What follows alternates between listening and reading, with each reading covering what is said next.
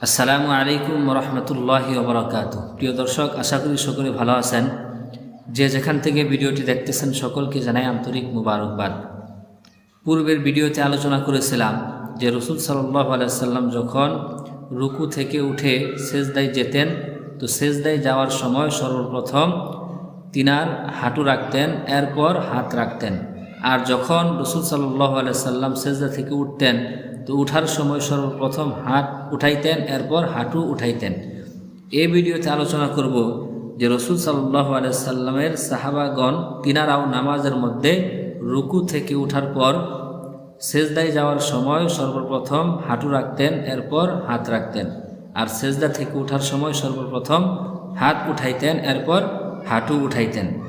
এ ব্যাপারেও অসংখ্য হাদিস রয়েছে। যেমন একটি হাদিস, আন আলকামাতা ওয়াল আসওয়াদ ফাকালা হাফিজনা আন উমর রাদিয়াল্লাহু তাআলা আনহু ফি সালাতিহি আন্নাহু খাররা বা'দা রুকুইহি আন রুকবাতাইহি কামা ইয়াখিরুল বাঈরু ওয়া ওয়াযা'a রুকবাতাইহি ক্বাবলা ইয়াদাইহি। আলকামা রাহিমাহুল্লাহ এবং আসওয়াদ রাহিমাহুল্লাহ তিনারা বলেন যে আমরা উমর রাদিয়াল্লাহু তাআলা আনহু থেকে তিনারা বলেন আমরা উমর রাদিয়াল্লাহু তাআলা আনহুর নামাজ থেকে স্মরণ রেখেছি যে তিনি রুকুর পরে হাঁটুর উপর বর করে সেজদায় গিয়েছেন।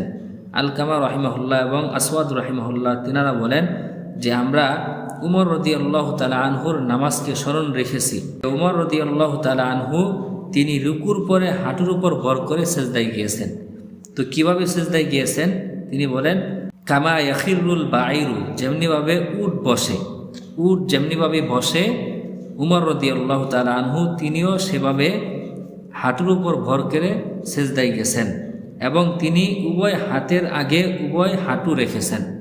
উমর রাদিয়াল্লাহু তাআলা আনহু তিনি ওয়াযা'a রুকবাতাইহি ক্বাবলা ইয়াদাইহি, তিনি তিনার উভয় হাত রাখার পূর্বে উভয় হাঁটুকে জমিনের উপর রেখেছেন।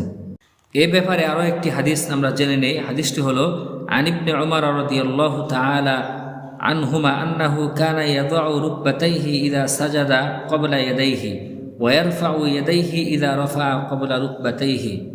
আব্দুল্লাহ ইবনে উমর রাদিয়াল্লাহু তাআলা আনহু থেকে বর্ণিত, নিশ্চয় তিনি যখন সেজদায় যেতেন তখন হাত রাখার পূর্বে হাঁটু রাখতেন, আর যখন সেজদা থেকে উঠতেন তখন হাঁটুর পূর্বে হাত উঠাতেন।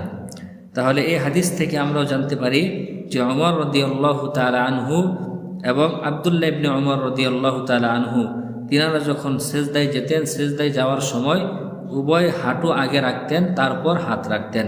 এ ব্যাপারে আরও একটি গুরুত্বপূর্ণ হাদিস হলো আন ইব্রাহিম আন-নাখাঈ রাহিমাহুল্লাহ আন্নাহু সুইলা আনির রাজুলি ইয়াযাউ ইয়াদাইহি ক্বাবলা রুকবাতাইহি ফাকারিহা যালিকা ওয়া ক্বালা হাল ইয়াফআলুহু ইল্লা মাজনুন। ইব্রাহিম নাখাঈ রাহিমাহুল্লাহ, যার ওয়াফাত ৯৬ হিজরিতে। তো ইব্রাহিম নাখাঈ রাহিমাহুল্লাহ থেকে বর্ণিত আছে যে তিনাকে এমন একজন ব্যক্তি সম্পর্কে জিজ্ঞাসা করা হয়েছিল যে ব্যক্তি নামাজে সেজদায় যাওয়ার সময় হাঁটু রাখার পূর্বে হাত রাখত, হাঁটু রাখার পূর্বে হাত রাখত। তো এই প্রসঙ্গে জিজ্ঞাসা করা হলে ইব্রাহিম নাখাঈ রাহিমাহুল্লাহ এই পদ্ধতিকে, অর্থাৎ নামাজের মধ্যে সেজদায় যাওয়ার সময় হাঁটু রাখার পূর্বে হাত রাখার যে পদ্ধতি, এটাকে তিনি অপছন্দ করেন। এমনকি তিনি আরও বলেন, হাল ইয়াফআলুহু ইল্লা মাজনুন, এমন কাজ তো পাগল ছাড়া আর কেউ করে না। তাহলে দেখেন যে ইব্রাহিম নাখাঈ রাহিমাহুল্লাহ তিনিও বলতেছেন নামাজের মধ্যে রুকু থেকে উঠার পর সেজদায় যাওয়ার সময় সর্বপ্রথম দুই হাঁটু রাখতে হবে, এরপর দুই হাত রাখবে। তো ইব্রাহিম নাখাঈ রাহিমাহুল্লাহ তিনিও বলতেছেন যে নামাজের মধ্যে সেজদায় যাওয়ার সময় সর্বপ্রথম হাঁটু রাখবে, এরপর হাত রাখবে।